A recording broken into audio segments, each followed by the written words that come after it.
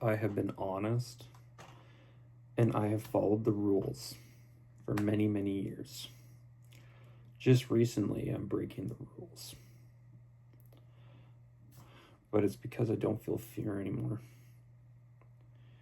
And they say you either die a hero or you live long enough to see yourself become the villain.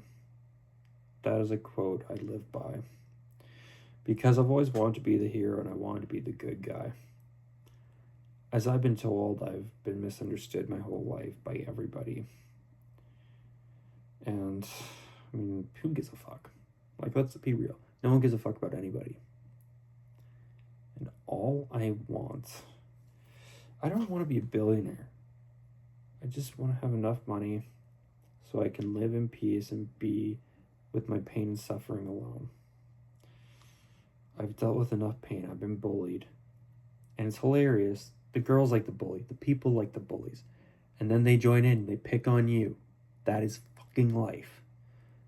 And realistically, all I've wanted was to leave Winnipeg. All I want is to live with a place with good weather, not freezing cold. And it all started because I was working as a school photographer, and I'm a passionate photographer and videographer. I've worked hard on YouTube. As of today, I only have 367 subscribers. And I don't want 10 million subscribers. I would just be happy with 1 million. Like, I just want to be able to make a good amount of money to never work again. Just so I could deal with my pain and suffering. I've been traumatized by bullying, very vicious bullying. One of which, my worst enemy, in fact, who was my biggest bully, who literally sliced open a frog and threw its corpse at me with all its organs sticking out and hitting the back of my neck. And for some reason, people like him. He has friends. Life's good to him. What about me? And anyways, in this school photography job, I had a coworker who was in a car accident that could have been avoided, not necessarily by her management. They could have put her on another trip, and they could have put someone else with more experience and a better car on that trip. And the same thing happened to me when I was going up to Gillam, Manitoba. They put me in a shitty rental. They misbooked both the hotels, pretty much leaving me stranded. What it made me feel like was I was on the moon and I was stranded. And I saw death with my eyes. I saw the same fate as my coworker. And I don't want to mention too much about this because it traumatized me. But it literally killed my feeling of fear. But right now, it just changed me forever. It's like what happened with Walter White when he got his cancer diagnosis. He was a hero to his family, and then he became the villain. And the sad thing is the villain just tends to always win, usually. They don't have the best ending, but they always win. That's just it. And the thing is, I was meant to be the good guy, and that's the sad thing. People just don't like me because I interrupt all the time. I have a lot on my mind. Or I rant or I complain all the time. And the reason I do that is because there's so much on my mind. And I keep fucking disappointing myself. Like, I don't want to... I don't necessarily ask for a lot, hypothetically speaking. In a way I do, in a way I don't. I don't know if I'm desperate or calling for help, but I am just asking this one question. And I apologize about this. Because when I watch Thomas the Train, I'm rooting for the train, not the diesels. When I was watching Power Rangers, I'm rooting for the good guys, not the bad guys. When I'm watching hockey, I'm rooting for the good guys, not the bad guys. Well, unless you consider Matthew Tkachuk the bad guy, but I consider the Vegas Golden Knights the bad guys. And I hate the Vegas Golden Knights. They're my least favorite team. Yeah, and I mean, my mom once pointed me as the bad guy because my birthday's on Christmas. And I had to wait a whole year for presents. Imagine that. One whole year. And I had to wait. And don't ever fucking ask me if I get double presents. But I had to wait 1 whole year, and I would be itching to see what I got.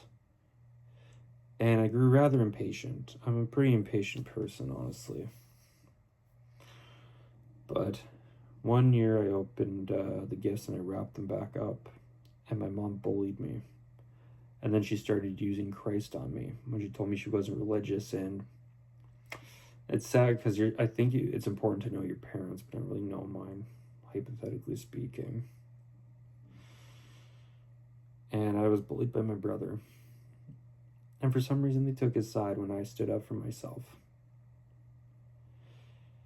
And is it just the bad guys always win? And I'm not talking about the movie, The Bad Guys, the animated one. I am talking about just in life. Jeff Bezos wins. He's giving people minimum wage, living on food stamps while he's taking all the money from Amazon. It just doesn't end. So if I ever become the bad guy, can people just please forgive me for being the villain? Because I don't want to be the villain. I'm just human and I'm trying to survive. I just don't want to be the bad guy. I'm just trying to take care of myself. And that's it. I think we all are. And I'm a hypocrite as well, because I think every human does that, and they all want that.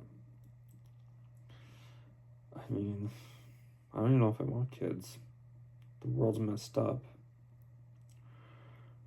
And realistically, I don't know really what I want exactly.